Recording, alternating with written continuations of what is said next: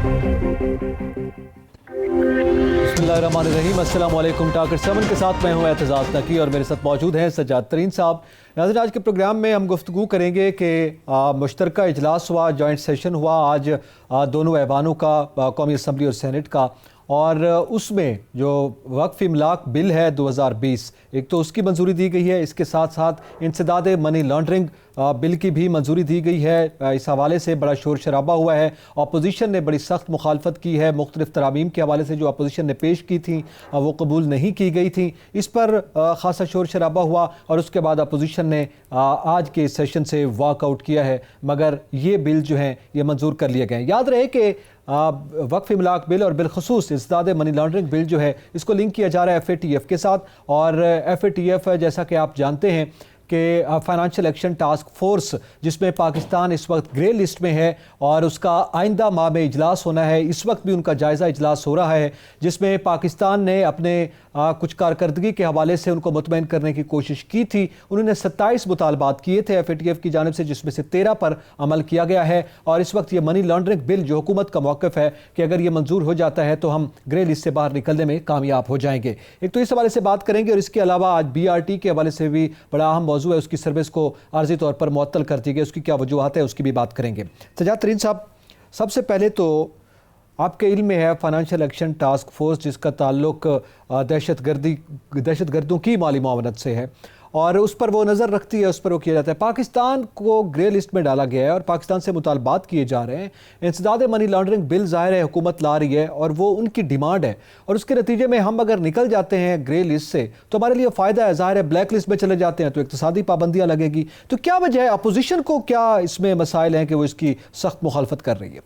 अच्छा नकी साहब, मैं आपको अर्ज़ करूं, आपने बड़ी ज़बरदस्त बात की कि ये तो मुल्क का मामला है और मुल्क के मामले के लिए अपोजिशन को साथ होना चाहिए, इसमें तो कोई दो राय नहीं है, क्योंकि ये मुल्क के लिए, मुल्क है तो हम सब हैं और मुल्क पर हम अपनी जान भी कुर्बान करने के लिए तैयार हैं। अब सूरत हाल ये है कि जो आपने सवाल किया कि अपोजिशन क्यों मुखालफत कर रही है, मैं ज़रा एक आपको माजी का वाक़या बताता हूँ, वो आपको बताने के बाद आपको ये सारा सिनेरियो समझ आ जाएगा कि अपोजिशन क्यों मुखालफत कर रही है। इसी किस्म का एक मियाँ नवाज़ शरीफ की दूसरी हुकूमत जब थी तो एक दहशतगर्दी का बिल आया था, तो उस वक्त पीपल्स पार्टी अपोजिशन में थी और पीपल्स पार्टी ने बहुत जो है एहतजाज किया और मियाँ नवाज़ शरीफ के सामने खुर्शीद शाह साहब जो हैं वो उन्होंने खड़े होकर हाथ बांधे। उन्होंने कहा ये बिल मंजूर ना करें, कल को ये दहशतगर्दों के ख़िलाफ़ मुकदमात नहीं बनेंगे, ये हमारे ख़िलाफ़ बनेंगे और ये हमारे गले का फंदा बन जाएगा। और उस पर जब खुर्शीद शाह साहब ने हाथ भी जोड़े तो इसी तरह ही हुआ जैसे आज हुआ कि अपोजिशन को कोई नहीं पूछा गया और उन्होंने बिल मंजूर कर लिया। फिर हुआ क्या, फिर तारीख़ ने ये देखा, ये हालात और वाक़यात की जो चीज़ें हैं मैं वो आपके सामने रख रहा हूँ। फिर हमने ये भी देखा कि मियाँ मोहम्मद नवाज़ शरीफ के ख़िलाफ़ जब उनकी हुकूमत ख़त्म हो गई, जनरल मुशर्रफ ने उनकी हुकूमत बतरफ़ कर दी, तो उसके बाद मियाँ नवाज़ शरीफ के ख़िलाफ़ जो मुकदमा बना जहाज़ अगवा करने का और दहशतगर्दी का, वो उसी कानून के तहत बना जो कानून मियाँ नवाज़ शरीफ ने मंजूर किया था।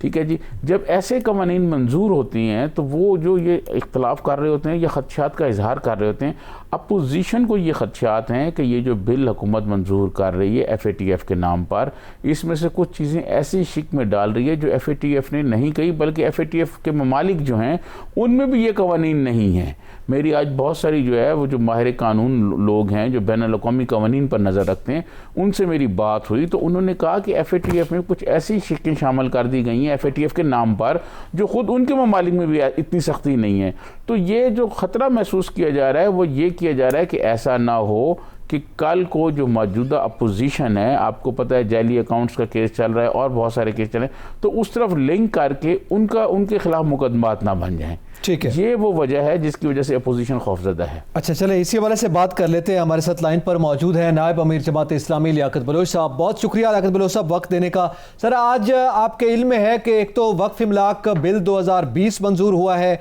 और इसके साथ साथ इंसदाद मनी लॉन्ड्रिंग बिल मंजूर हुआ है जिसका ताल्लुक FATF से ज़ाहिर है और हुकूमत की जानिब से मौक़िफ़ सामने आया है। अपोजिशन ने इस पर बाइकआउट किया है, क्या मौक़िफ़ है आपका इस पर? देखिए, बिस्मिल्लाहिर्रहमानिर्रहीम, ज़ाहिर है कि भाई ये कानून साजी तो ज़ाहिर है होती है और कानून साजी पार्लियामेंट का और असम्बलियों का एक आईनी कानूनी और जमहूरी हक है, लेकिन ایک ایسی قانون سازی کہ جو کسی پریشر کے تحت ہو، دباؤ کے تحت ہو، جس میں پاکستان کے انٹرسٹ کے بجائے اور اداروں کا انٹرسٹ اس پر بالادست ہو۔ ہم ایک طویل مدت سے دیکھ رہے ہیں کہ آئی ایم ایف کا اور اس کے بعد پھر ایف اے ٹی ایف کا جو ایک سرکل پاکستان کے گرد لگایا گیا ہے، اور ہم رفتہ رفتہ اپنی تعلیم، اپنا سماج، اپنی معیشت اور اپنی پالیسی سازی اور اپنے آزادی، وقار اور اپنے آزادانہ فیصلوں سے بالکل محدود کیے جا رہے ہیں۔ تو جماعت اسلامی کے پیش نظر بھی اور اپوزیشن جماعتوں کے پیش نظر بھی یہی تھا کہ حکومت نے یہ تمام چیزیں یک طرفہ طور پر کی ہیں، لیکن اب اسے قومی مفاد کا عنوان دے کر جو ہے پوری قوم کو ایک شکنجے کی طرف دھکیلا جا رہا ہے۔ حقیقت تو یہ ہے کہ بھی جو قانون سازی ہوتی ہے، قانون سازی کی بنیاد ہمیشہ قومی مفاد بھی ہوتا ہے اور عوامی مفاد بھی ہوتا ہے، اور ساتھ ساتھ اس میں خود پارلیمنٹ کی، حکومت کی سیاست اور جمہوری عمل کی آزادی جو ہے کہ وہ برقرار رکھنا بھی ناگزیر ہے۔ حکومت نے پہلے خود عمران خان صاحب نے کہا کہ وہ آئی ایم ایف کی طرف نہیں جائیں گے، پھر وہ ابھی چند دن پہلے انہوں نے اپنی اس غلطی کو تسلیم کیا کہ ہم نے جانے میں تاخیر کی اور ہماری مشکلات بڑھ گئیں، اور اب اس کے بعد پھر اس تاخیر یا اس مشکل کے بڑھنے پہ پھر وہ ایف اے ٹی ایف کی جو احکامات کے تحت تمام چیزیں کی جا رہی ہیں۔ الٹیمیٹلی یہ ہوگا کہ ملک کے اندر ایک بے اعتمادی اور بے یقینی بڑھے گی، اور جو بیرونی ہاتھ ہے اس کی مداخلت ہر سطح پر ایک شدت اختیار کر جائے گی۔ تو اس لیے اپوزیشن کو تو بنیادی اختلاف اس چیز کا ہے کہ بھی انہوں نے یہ قانون سازی جو ہے کہ وہ پاکستانی مفاد میں نہیں بلکہ عالمی اداروں کے مفاد میں کی ہے۔ لیاقت بلوچ صاحب، اپوزیشن کے اراکین کی تعداد تو زیادہ تھی، لیکن آج ایوان میں اپوزیشن کے اراکین پورے نہیں تھے، بلکہ حکومت کے جو ہے وہ اس سے کم تھے تعداد میں۔ آج اپوزیشن جو ہے وہ 10 اراکین سے شکست کھا گئی ہے ایوان کے اندر، اس کی کیا وجہ ہے؟ لیکن ہم تو اس لیے سمجھتے ہیں کہ یہ پیپلز پارٹی اور مسلم لیگ نون جو اپوزیشن جماعتوں کے پارلیمنٹ میں بڑے پلیئرز ہیں، ان کے اپنے کئی مفادات اور کئی جگہوں پر سر کے بال جو ہیں کہ وہ الجھے ہوئے ہیں۔ کہیں وہ عالمی اسٹیبلشمنٹ کے سامنے ڈھیر ہو جاتے ہیں، کہیں ملکی اسٹیبلشمنٹ کے سامنے ڈھیر ہو جاتے ہیں، اور ایک آزادانہ طریقے سے باوقار اپوزیشن کے رول کی بجائے بار بار اپوزیشن کے لیے ایک شرمندگی کا باعث بنتے ہیں۔ اس لیے تو بہرحال پیپلز پارٹی اور مسلم لیگ نون خود ہی جواب دہ ہے کہ بھی ان کی طرف سے ایسا رویہ کیوں اختیار کیا جا رہا ہے، اور ان کا یہی رویہ، طریقہ اور اسلوب جو ہے وہ اپوزیشن کے لیے کمزوری کا اور مشکلات کا باعث بن رہا ہے۔ سر، آپ کی موجودگی کا فائدہ اٹھاتے ہوئے میں یہ پوچھنا چاہتا ہوں کہ کل 2 روز بعد جو آل پارٹیز ہو رہی ہے اس میں جماعت اسلامی کیا شرکت کرے گی اب جو صورتحال نئی بن گئی ہے اس بل کی منظوری کے بعد؟ نہیں، ہم نے تو ظاہر ہے پہلے بھی مولانا فضل الرحمان صاحب نے کچھ پارٹیوں کی ایک میٹنگ بلائی تھی، تو میں نے مولانا فضل الرحمان صاحب سے ملاقات کی تھی، اور اس ملاقات میں بھی ان کو آگاہ کر دیا تھا کہ بھی ہمیں اپوزیشن کے کردار سے اور رول سے تو کوئی اختلاف نہیں ہے، لیکن یہ جو پیپلز پارٹی اور مسلم لیگ نون کی طرف سے بار بار اپوزیشن کے پورے رول کو ڈچ کیا جاتا ہے، اس کی وجہ سے ہمارا اپنی ایک سٹانس ہے، اور ہم سمجھتے ہیں کہ ہم ایسے کسی بھنور میں نہیں جانا چاہتے کہ جس کے کوئی مستقبل اور اس کی سمت ہی واضح نہ ہو اور ہاتھ میں نہ ہو۔ تو اس لیے ہم اس میٹنگ میں بھی نہیں گئے تھے، اور اس آل پارٹیز کانفرنس کے حوالے سے بھی ظاہر ہے ہمارے سامنے تو اس کی تفصیلات، ایجنڈا یا اس کے تمام پہلو موجود نہیں ہیں، اور اس وقت تک تو ہمارے سامنے کوئی باقاعدہ ایسی کوئی انویٹیشن بھی نہیں ہے، اور اگر کوئی چیز انویٹیشن کی صورت میں آتی بھی ہے تو اس کے جتنے بھی مقاصد ہوں گے پہلے ہم انہیں دیکھیں گے، پھر اپنے مشاورت کے بعد ہی اس کا کوئی حتمی فیصلہ کریں گے، وگرنہ اس وقت تک کی جو صورتحال ہے اس کی موجودگی میں जमात इस्लामी के लिए कोई इतना आसान नहीं होगा कि हम APC में शिरकत का फैसला कर सकें। लेकिन बलोच साहब, एक आखिरी सवाल बिल के हवाले से आते हैं। ये 2 बिल जो आज मंजूर हुए हैं, इस हवाले से क्या आपकी जानिब से, आपकी जमात की जानिब से कोई तरामीम या कोई तजावीज़ दी गई थी कि जैसे अभी आपने अपने खदशात का इजहार किया है कि वो दूर हो सके? हमारी तरफ से तो हर मरहले पर जो है कि भी इन तमाम बिल्स की डिसअप्रूवल के लिए भी और उसके साथ साथ मुख्तलिफ अमेंडमेंट्स भी जो हैं कि वो कौमी असम्बली में भी और सेनेट में भी जमा करा दी गई। बहुत शुक्रिया लियाकत बलोच साहब, आपने अपना कीमती वक्त दिया है। लियाकत बलोच साहब नायब अमीर जमात इस्लामी अपने ख़यालात का इजहार कर रहे थे और वो भी ज़ाहिर है दोनों बिलों के हवाले से मुखालफत करते अपनी तरमीम तजावीज़ दे चुके हैं। इस पर मज़ीद बात करते हैं, यहाँ पे वक्त तो एक ब्रेक का, हमारे साथ रहिएगा।